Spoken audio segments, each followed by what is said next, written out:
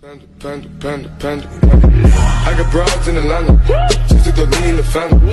Credit cards and the scammers, hitting the licks in the van. Legacies.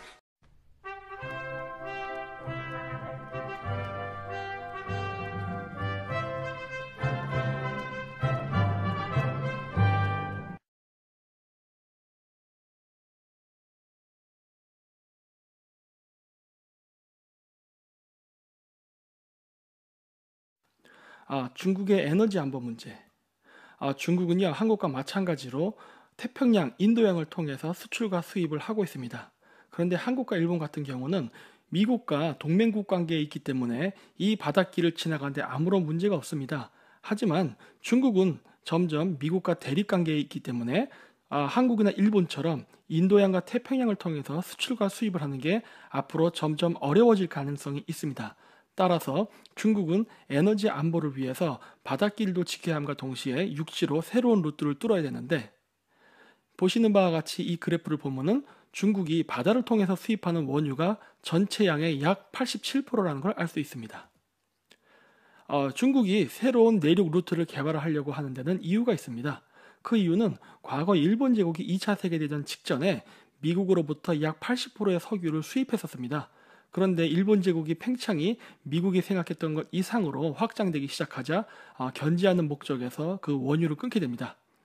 그렇게 되자 일본 제국은 필요한 원유를 확보하기 위해 인도네시아를 침략하게 됩니다. 이로 인해서 영국, 미국과 군사동맹을 맺고 있었던 일본 제국은 미국의 우방이었던 영국과 프랑스를 건드림으로써 적대관계가 되었고, 이로 인해서 일본 제국은 나중에 독일과 이탈리아와 힘을 합쳐 삼국동맹을 맺죠. 결국 이러한 동맹은 미국의 그런 압도적인 그 물량 공세와 강력한 군사력을 이기지 못하고 패전하게 되는 계기가 되었습니다. 따라서 중국도 이러한 같은 실수를 반복하지 않기 위해서 나름대로 노력을 하고 있죠.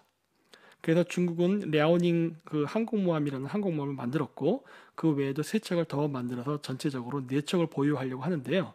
중국이 조차한 외국의 항구 숫자와 그 다음 하이난섬에 그 있는 해군기지의 숫자를 합치면 4개입니다. 근데 이 지역의 그 도시 간의 간격이 약 3,500km인데요. 그 이유는 바로 랴오닝함이 디젤 엔진으로 그 석유를 공급받으면서 움직여야 하기 때문에 왔다 갔다 하는 왕복거리를 감안해서 3,500km 거리 간격으로 항구를 조차한 것으로 보입니다. 왜 그러냐면은 랴오닝 항공모함은요, 이동거리가 약 7,100km이기 때문입니다. 따라서 이 지역에 그 조차한 항구를 바탕으로 해서 중국 함대를 주둔시키고 이 지역을 방어함으로써 중국이 통과하는 인도양과 태평양 해역을 방어하겠다는 어떤 계획이 있다는 것을 알 수 있죠. 하지만 이 부분에는 문제가 있습니다. 왜 그러냐면요, 여기 보시는 바와 같이 랴오닝 항공모함과 이번에 미국에서 한국에 보냈던 그 칼빈슨 항공모함이 있죠. 이 재원을 비교하면요, 상대가 되질 않습니다. 이 모든 면에서 봤을 때 미국의 칼빈슨호가 그 중국의 바리아그 즉 랴오닝 항공모함을 능가하고요, 숫자적으로도 미국이 더 많이 보유하고 있습니다.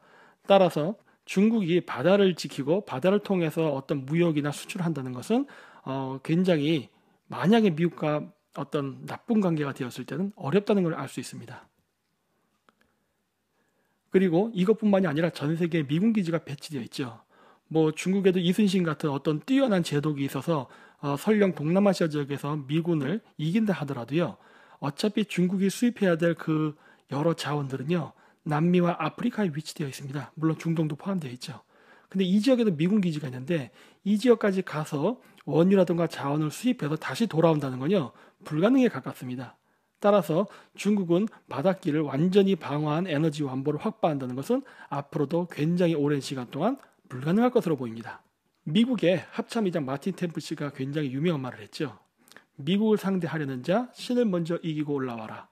그만큼 미군 국방력에 자신이 있다는 것이죠. 실질적으로 미국의 국방비는요, 그 미국을 제외한 선진국들의 국방비를 다 합쳐도요, 미국의 국방비를 이기지 못합니다. 뭐 금액뿐만 아니라 그 외에 뭐 성능, 물량 모든 면에서 미국이 다 앞서고 있죠. 따라서 이런 강력한 국가를 상대로 중국이 혼자 싸운다는 건요, 자살행위에 불과합니다. 따라서 중국은 여러 가지로 다른 대책을 세우고 있습니다. 중국은 바닷길로 오는 것은 아까 말씀드렸듯이 불가능합니다. 장기적인 차원에서. 그래서 단기적 차원에서는 지금 러시아와 중러 군사동맹을 맺었기 때문에 시베리아를 통해서 들어오고 있는데 이 부분도 나중에 문제가 생기죠. 왜냐하면 중국이 강해지면 강해질수록 러시아도 중국을 두려워하기 때문입니다. 그래서 결국 중국이 의지할 수 있는 것은요, 바로 중앙아시아입니다. 그래서 중앙아시아 지역으로 뭐 고속철도, 고속도로, 그다음 파이프라인 등등을 많이 건설을 하면서 이 지역에 집중 투자를 하고 있죠. 자, 그래서 이러한 부분들은요, 굉장히 시간도 많이 걸리고 돈이 드는 문제입니다. 따라서 중국은 그 외에 다른 방법을 쓰는데요. 바로 이 해군 기지가 있는 바다 지역을 인구를 이용해서 미군 기지를 내쫓는 방식을 취하고 있습니다. 여기 밑에 보시면 중국 기지 예정지라 되어 있는 부분이죠. 이 지역엔 현재 인공섬을 만들면서 자신의 영역을 확장하고 있고, 이 오른쪽 위에 반짝거리는 부분은 오키나와 센카쿠 열도, 대마도, 제주도인데요. 이 지역의 중국인들을 이민시켜서 국적을 그 나라 지역으로 갖게 하고, 그리고서 선거를 통해서 이 지역을 장악한 다음에 국민투표에 의해서 미군 기지를 철수시키는 방법을 현재 진행하고 있습니다. 자, 보십시오. 이것이 바로 그 인공섬입니다. 원래 이 지역은 암초지대였는데요. 지금은 다 섬이 되어 가고 있습니다. 계속 중국은 이러한 인공섬들을 만들고 있습니다. 이 지역은 오키나와고요. 오키나와의 호텐마 기지를 원래 해노코 해안으로 이전시키려고 했는데요. 이때 문제가 있었습니다. 이때 당시에 그 중국으로부터 오키나와에 기화한 중국인들이요, 숫자가 불어나니까 스스로 자기들끼리 국민투표를 해서 중국 출신 오키나와 도지사를 뽑았어요. 그랬더니 이 도지사가 그 도지사의 관직을 이용해가지고 미군 기지를 철수시키는 시위를 주도했었습니다. 물론 지금도 그런 일이 벌어지고 있어요. 그리고 이러한 유사한 사례는 제주도에서도 있었습니다. 근데 제주도는요, 조금 다릅니다. 제주도 같은 경우는 좀 더 업그레이드가 되는데, 제주도에 그 5억 원 이상 투자하면 영주권 획득하는 제도가 있습니다. 그래서 중국인들이 이 지역에서 영주권을 취득하거나 혹은 중국 여자와 한국 사람을 결혼한 경우 있죠. 아니면 중국하고 사업하는 사람들, 이런 사람들의 명의를 빌린다든가 여러 가지 방법을 통해서요, 대마도 지역의 땅을 대량으로 샀습니다. 이것 때문에 2008년도 일본 국회에서는 한국인과 중국인에게 그 부동산을 파는 것을 금지하는 법안을 마련하려고 했다 기각되었습니다. 이 사람들의 대마도의 땅을 중국인의 돈으로 삼으로써 어떤 일이 발생하게 되냐면요, 나중에 한국과 일본 간에 지금 위안부라든가 독도 문제 때문에 싸우고 있는데, 대마도에 한국인들이 땅을 산다는 걸 상상해 보십시오. 어떤 일이 벌어지겠습니까? 일본의 우익단체들이 한국에 대한 혐한 감정을 불러일으키겠죠. 바로 이것이 중국인들이 원하는 바였거든요. 이런 식으로 한일 관계를 조장시키는 일을 부동산 투자를 통해서 하고 있습니다. 그래서 이러한 부분이 어떠한 문제를 발생시키냐면요, 차례차례 타이페이, 오키나와, 제주도, 대마도가 중국화되고 나면요, 한국이 바깥으로 나갈 수 있는 수출 경로가 막히고 맙니다. 그러면 우린 중국에 종속되는 사태가 벌어지지요. 이것이 현재 중국이 추진하고 있는 장기적인 플랜이고, 이 지역이 점령된다면은 여러분 신문에서 보셨듯이 그 중국인들이 말하는 제1도련선, 제2도련선이라는 게 있습니다. 이 제1도련선이 바로 달성될 수 있는 것이죠. 근데 문제는 무엇이냐면은 우리나라의 정치인들이요, 굉장히 친중적이라는 것입니다. 그래서 제주도에 그 무비자로 중국인들이 왕창 들어와서 관광을 하면서 여러 문제가 생겼죠. 그랬더니 이 문제를 해결하기 위해서 한국의 경찰을 늘리는 게 아니라요, 그 공안을 파견을 했어요. 근데 공안이 우리나라에 들어오면 무슨 짓을 하겠습니까? 스파이 짓을 하겠죠. 또 어떤 일이 있었냐면은 그 이번에 박근혜 대통령 탄핵 기간 동안에 삼성의 비리를 캔다고 삼성 반도체 영업 기밀을 공개하러 간 적이 있었습니다. 그때 당시에 삼성은 거절을 했죠. 왜냐? 기술이 유출되면 위험하니까. 그랬더니 이것을 공무원들이 그리고 국회의원들이 압력을 넣어가지고 이걸 공개해서 우리나라의 기술이 유출되게 했죠. 그리고 또 한 가지, 평택의 차이나타운을 엄청나게 크게 지어서 우리나라의 치외법권 지역이 생기게 하는 것을 현재 조장하고 있습니다. 그래서 이 중국은요, 그 중국 주변 국가들이 현재 매수하고 있거든요. 친중 정권을 만들기 위해서. 그때 무엇을 하냐면 자금을 줍니다. 근데 이 자금을 주는 방식을요, 옛날처럼 돈을 직접 주는 게 아니라 바로 사업적 특혜를 통해서 엄청난 마진을 안겨줌으로써 그 사람이 중국과 긴밀한 관계를 유지하게 만드는 것이죠. 이거는 한국뿐만 아니라요, 일본, 네팔, 인도 등등 여러 지역에서 이러한 짓을 하고 있습니다. 근데 우리나라도 제가 봤을 때 상당히 이렇게 중국 돈을 받는 사람들이 많은 것 같더라고요. 자, 그렇다면 우리는 어떻게 해야 할까 합니다. 트럼프가 최근에 사드 배치 비용 문제 갖고 굉장히 시끄러웠죠. 근데 이것을 말을 고지고대로 들으면 안 됩니다. 왜냐하면 트럼프는 여기에 숨은 뜻을 가지고 있기 때문이죠. 자, 먼저 중국이 원하는 1대1로 정책을 보십시오.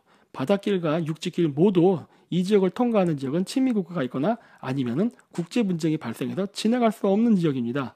따라서 시진핑의 1대1로는요, 미국의 반대가 지속되는 한 이루어질 수 없습니다. 그리고 또 한 가지 우리가 고려해야 될 것은요, 우리나라가 자꾸 그 반미적 성향을 가진 정부라든가 국민 정서가 팽배하게 되면요, 미국은요, 북한과 손잡을 가능성이 매우 높습니다. 왜 그러냐?